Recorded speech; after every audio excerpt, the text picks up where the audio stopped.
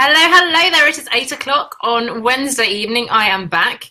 I feel like it's been a long time since I spoke live to you guys. I know I was on holiday for 1 week and we took a bit of a break because we had such an intense 5-day live session a few weeks ago with our May challenge, our Facebook group challenge to take our one step outside. So I thought you'd also be a little bit sick of watching me every day, so we took a bit of a break, but really happy to be back here.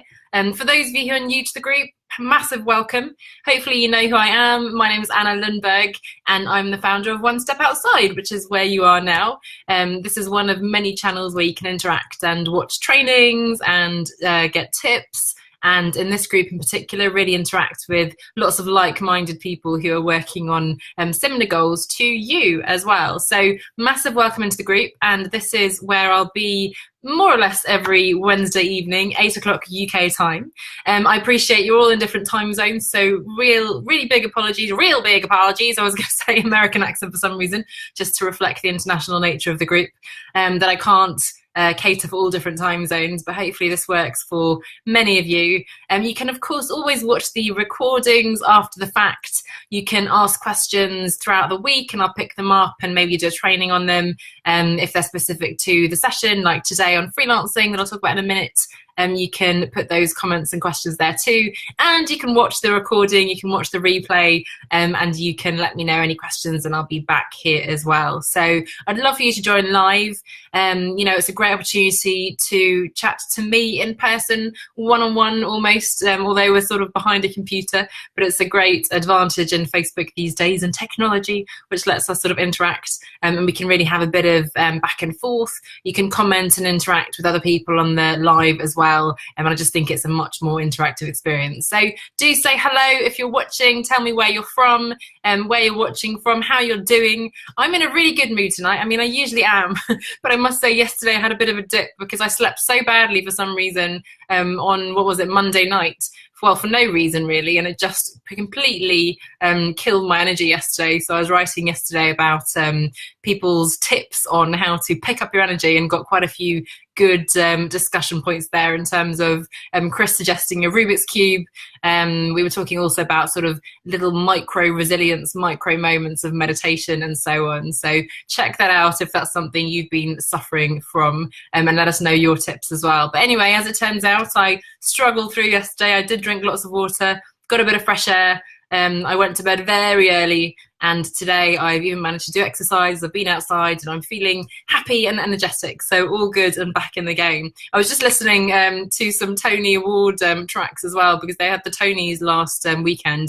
I'm a massive musicals fan, and unfortunately you can't really watch them here at all, I think, in the UK, and I can only find a couple of the numbers on YouTube. But as you tend to do on YouTube, I got dragged into the rabbit hole and I watched lots of old videos on there as well, so I've been bopping along to my different Tony Awards. Anyway, enough of me. I wanted to talk about freelancing. So 28th of June is National Freelancers Day, which is run by IPSE. It's an international organisation here in the UK for freelancers and independent self-employed workers. There's all sorts of different definitions. And so I just thought it would be a great opportunity to zoom in on this one kind of mode of working, one way of getting that freedom, flexibility and fulfillment that a lot of us are working towards. And we started off last week with sort of what is freelancing, what are some of the advantages of it compared to working in a corporate 9 to 5. This week I wanted to pick up on some questions in terms of really how to get started. I've got a few questions that have come in, and anything else, throw them at me and I'll do my best to answer them.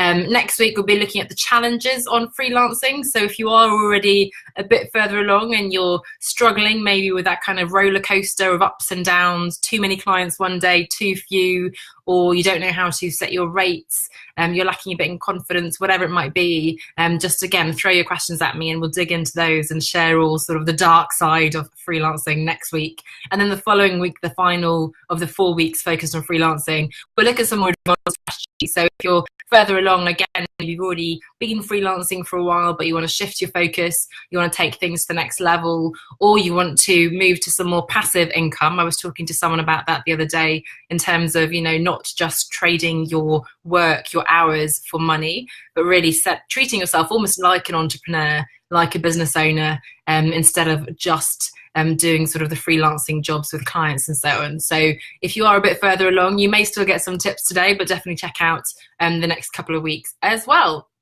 So in terms of getting started freelancing, a couple of questions, and as I said, if anyone has any others, let me know while we do the session, and we'll keep it kind of short and snappy because I know you're all very busy. But one general question that I do think applies to all of us, or at least not just freelancers, but people who are maybe considering starting a business, becoming a consultant, a coach, whatever it might be. And the question is this classic, and we've, I think, done even a whole session on that a few months ago, but the classic question, do I sort of quit cold turkey, if it's even financially possible, and go all in with this business, and forget about my current job or my current whatever it is I'm doing now? Or do I try to build it up alongside the business? And I always share the pros and cons, although perhaps I have a personal preference. And of course, there are advantages and disadvantages to both. So the benefit of quitting cold turkey, and I must admit that I did that 5 years ago, but it did take me a long time to get to where I am now. So, it's not necessarily a sign that it's a good idea. But of course, you may reach that point where you just think enough is enough. You're burnt out. Your values are completely misaligned with the work you're doing at the moment. There's some kind of reason why, your family is moving or something like that there's sort of a clean cut break with your employer, for example, and you're almost forced into it. And in fact, some people are forced into it, were made redundant, or whatever that might be, when the organization is restructured. So the advantage there is we're kind of forced out of our comfort zone to take this really seriously. We really focus because we have to. There's sort of the stick element as well as the carrots. And of course, you have the time and energy to really focus full time on that. Having said that, even when you do have a lot of buffer, you might have a very generous partner whose salary kind of compensates for the dip for you. I find that the fear tends to set in.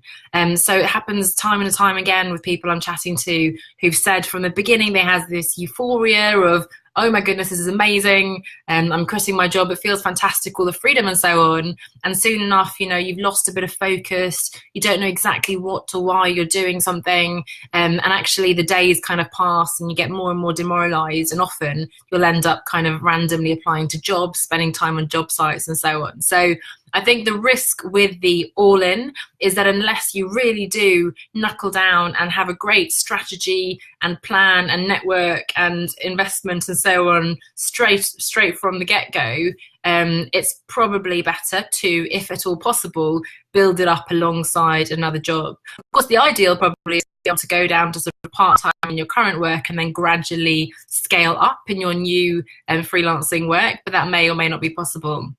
So with this scenario, of course, you're going to have the discipline, the energy to get up early in the morning, or to work on your lunch break, or to stay up in the evening, or work over the weekend. But you can remember that is just a short-term part of the effort, right? You have to put the effort in now, but it is going to pay out eventually.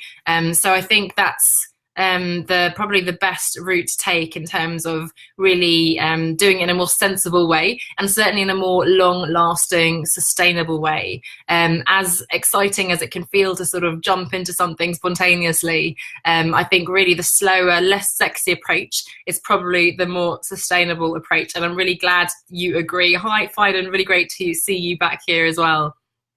So that's just a little brief, and it's a massive topic, so it's something that warrants digging into a bit more. And usually we don't necessarily have that choice. But in case you're facing that scenario, a few sort of thought starters to think about in terms of financial readiness, time and energy, the specificities of your situation, and so on. In terms of a couple of other things, I'm going to check my questions so I answer them in some kind of logical order. Oh, this was a great one, and I think that comes in a little bit as well for a lot of us, whether we're freelancing or consulting, coaching, whatever we want to call it. And it's, how do I prioritize all these different ideas I have, all the different opportunities, which is a great thing, first of all. So I'd really celebrate that you have lots of opportunities and lots of ideas. And I would also say that there is an initial phase when you really want to be exploring and experimenting and imagining and enjoying and talking to people and seeing what comes of it. You just have no idea what you're going to enjoy. It's going to take you some time to find that spark again if you've been kind of in a bit of a cagey kind of environment up until now. to re-find that spark, that passion, whatever it is, and also to see where the opportunities might be.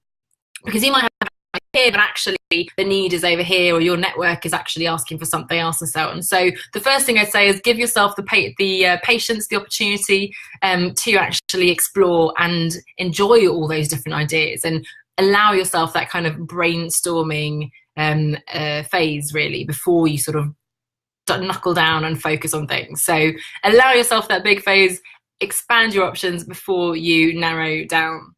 The second thing to say is I'm a huge fan of doing a number of different projects. As you may know from me, I do quite a few different things. Simply coaching actually is already so many different things. It's being on here chatting to you live, it's writing, it's presenting, it is coaching, it's group coaching, and so on. And I also do a lot of freelance writing, in fact, and presenting business strategy and branding and so on. So I love that diversity, and I think that kind of portfolio career is a great thing for a lot of us who are multi-passionate, or this kind of renaissance individual, or other words, multi-potential is the one, but like the Leonardo da Vinci types, I like to think of it, in terms of, you know, being an inventor and an artist and a scientist and everything. So that's the second reason why it's no bad thing that you have all these different ideas.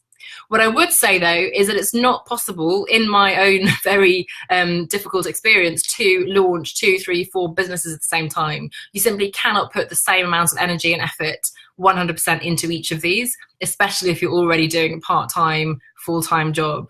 So what I would say is there's a time when you do need to stop the brainstorming, make a bit of a choice. Remember, there is no wrong decision. So focus your attention on something that feels really exciting to you, where you really feel there's a lot of promise, and then allow that idea to go a bit further down before you get distracted by other things. As you know, it takes time to build your brand, to build your business, and you need to be working on that consistently every day. And there just isn't enough time in the day to be able to do that on sort of 5, 10 different ideas. So it's not to say you can't do them ever, but you won't be able to do them all right here, right now. And the other thing, and this is quite a sort of nuanced thing, but it's to balance the short term with the long term, because you may be over here right now. And as somebody sent me a quote just before this call, actually, something along the lines of, you know, remember the time when you were longing to be where you are now, if that makes sense. So let's say you're over here, you're in the corporate 9 to 5 and so on, then you've broken free and you've taken a big step towards a type of freelancing work, and that's not quite where you want to be, but it's certainly a massive step forward to where you were before, and that's really fantastic progress, and it's taking you in the right direction. That's not to say that you can't still strive for this massive dream that's over here. It's just that you sort of balance the short-term need of bringing in money, of keeping sort of busy, I suppose, keeping that CV up to date and continuing to do productive work on the one hand, while also doing things to make that longer term dream more realistic. So when it comes to, let's say, you know, your own business like this, a coaching business, it'll take time to establish your online presence, to get a group of people who actually want to listen to what you're saying, to engage with you, to ask questions, to know, like, and trust you enough to be able to buy from you. So I always say start sooner rather than later to build that. So that can be bubbling along under the way, while you're under the, well, I don't even know what I'm trying to say, but you know what I mean. That can be bubbling away underneath there while you're doing the work that brings in the money to pay the starving children's mouths in the meantime, if that makes sense. So something else to think about, the long term versus the short term. So I can see a few of you watching. I'd love to hear who you are and what you're doing, if you're already freelancing, if it's something you're considering doing, or if you have any questions as well, because I'm working through the questions I've got here before the session. So we just talked about, what did we talk about? We talked about whether you should start cold turkey or build it up alongside your work. We talked about how to prioritize different opportunities. Another one which is important, and again applies to all of us, is how can you get started building your online presence? And I was thinking of doing this as the next free challenge in a couple of months. So if this is something that you're interested in, let me know. Hit a big smiley face, GIF, whatever is your preferred picture, comment type of thing, and I'll be sure to do that next time. I think it's something that applies to all of us. But it's really starting with who you're trying to reach, what success looks like for you always. That's always what I say. And thinking about what are you trying to achieve, right? So let's say I'm starting out as a freelancer and I want to do copywriting for a certain type of client. That kind of work probably would be for, well, let's say it could be for solopreneurs who aren't very good at writing. It could be for small startups and so on. It could be maybe for a particular type of startup. If you've got a background in beauty and luxury goods and makeup and that kind of thing, that might be something that you choose to focus on going forwards. Or it might be larger organizations that maybe are bringing in freelancers in this gig economy now that they don't necessarily have in-house staff. It might be for an agency that brings on freelancers. There are all sorts of potential clients there. Depending on who those clients are, you can then choose sort of the best platform for how you're going to engage with those people, and also thinking about the type of work that you want to be doing. So in that case, copywriting, what kind of format? So in the case of writing, probably writing is the best medium to communicate in, and probably for those types of organizations, unless it's really the small startups where you might want to be on Facebook, LinkedIn is usually a great professional platform. So that's just an example of thinking through what is it you want to do for whom and what's the right platform. Once you've chosen the platform where you want to start, and again, you can do several, but there are only so many hours in the day, so probably better to be consistently focused on one to start with. You can always add sort of a new one every month. LinkedIn, of course, the first thing to do is optimize your existing profile. I have an article on that, so let me know if you want to dig into that a bit more. But it's really, the overall message is really using every section on there to your advantage. Don't just use the standard stuff LinkedIn puts into there, and think about your title. Don't just have your job title in there, but think about how you can sell yourself already in that title, and outline sort of that kind of elevator pitch of who you are, what you do, for whom, what results, and really craft your story. And remember that the summary of your LinkedIn is not about you, really. It's about the audience. So you can find some other great examples of this, of other copywriters perhaps in that case. But it's not, you know, like an old-fashioned CV that this is who me, and I went to this university and I have these skills and so on. It's more, are you a beauty startup who da da da? I have da da da. I can help you da da da. If you see what I mean, it's hard to present visually, so I will send you the article if it sounds interesting. But in terms of LinkedIn, speaking almost in a sales page kind of way to the audience. So optimizing your profile is the first step, and then actually beginning to share content. If you don't feel comfortable yet, or you probably should, if you're a copywriter, you should be comfortable writing, so get to writing right away. But if not, then you can start by liking and commenting on other articles that are relevant. You can start sharing other people's articles, start engaging with people, start adding those relevant people in the types of businesses that you're after. You can search on LinkedIn for, you know, founders in the beauty startup space, for example, in that example. And then as soon as you feel comfortable, you can start writing your own posts. You can share your articles, as I do, and you can really begin to sort of step that up. So that's an example of LinkedIn. Instagram, I'm getting a bit more active on. It feels more like a kind of personal channel for me at the moment, but it's certainly somewhere where you can go on and do live videos. You can do these stories that disappear within 24 hours. So that's a great one if you're a bit nervous about putting yourself out there. It's a great channel for, you know, very visual brands. So really thinking through what is the right channel for you, and then just committing to doing it. You know, Instagram, LinkedIn, you can sit and message on these things on the bus. You can take some quick candid shots wherever you are and share a little bit of who you are, what you do, what you're excited about at the moment, and just get started sort of in small ways. And the good news is that hardly anybody's going to see your stuff when you first put that out there. I know that sounds like bad news, but it's actually very reassuring, because it means that you can put something out there and not worry about those hundreds of thousands of people who are going to come and troll you and say that everything you've written is awful. And when I first started, I started with a travel blog, you know, 5 years ago. I was so nervous about publishing the first few posts. Soon enough, you don't even realize that you're putting it out there. And to be honest, you know, 9 times out of 10, if not many more than that, 99 out of 100, people who are engaging, responding, are really positive. And if you're just being yourself, there's really nothing that can be criticized. So I think, you know, swallow your ego a little bit, get out of that comfort zone and start putting something out there. Any other channels? Are you thinking about any specific channels? I'm trying to think if there's something. I think LinkedIn, you know, for the professional connections, the companies, the startups, and so on. Facebook, of course, is a bit of a controversial one. We're on here. I still think it's a great way to engage with people. Facebook groups are really growing in significance, as you may see in your news feed. I think it's a great place. It's a bit more intimate than sort of just the blanket page of broadcasting. We can do these live videos, you can ask questions, do polls, you can put those GIFs, you can chat to each other and so on. So that's quite a nice little community feel that you can start off as well if you'd like that. So those are just a few ideas of where to get started. Of course, ultimately, you're going to want to have some kind of website. And I think a lot of people overthink this. And there are lots of sort of technical possibilities in terms of hosts and so on that we won't go into here. What I would say, again, is, you know, don't overthink it and just think, get something out there. It's not going to be forever.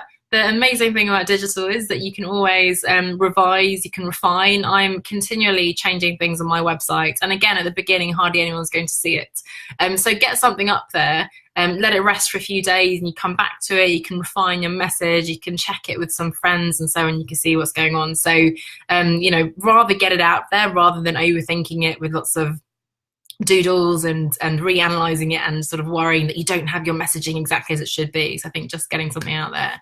But essentially, building your online presence is just about being out there, being yourself, you know, showcasing your work. So if you're a photographer, that'll look different to a writer.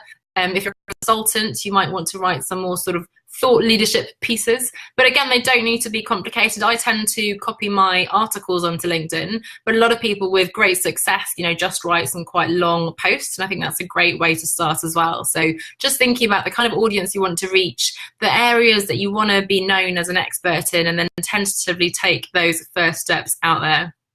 So those are a few suggestions on how to get started. What I would say is start before you're ready. Again, whether it's the website, whether it's LinkedIn, whatever it is, you know, start before you're comfortable. You will never be completely confident with this. You'll never have the exact perfect elevator pitch and so on, have all your shit together, as they say.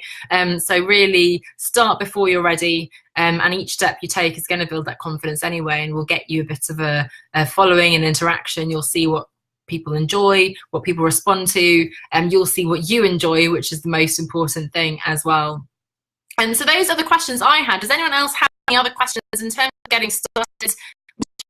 I had a question around creating more passive income, but I'm going to save that for a couple of weeks from now, as I said, because that's going to be when we look into some more sort of sophisticated strategies, I suppose, when you've been doing freelancing for a while.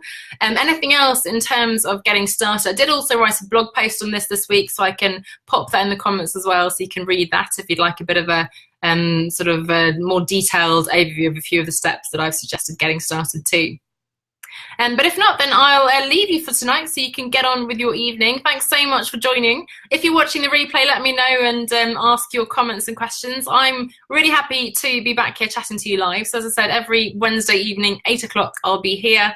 This month we're focusing on freelancing. Soon we'll have another challenge, which will be great. So let me know if you have a topic in mind or some big question or burning issue that you'd love to have addressed, and we'll be sure to cover that in either sort of a one-off session or a challenge in the next few weeks as well. So thanks so much for watching. Good to see you again. In the group soon. Thanks so much. Bye for now.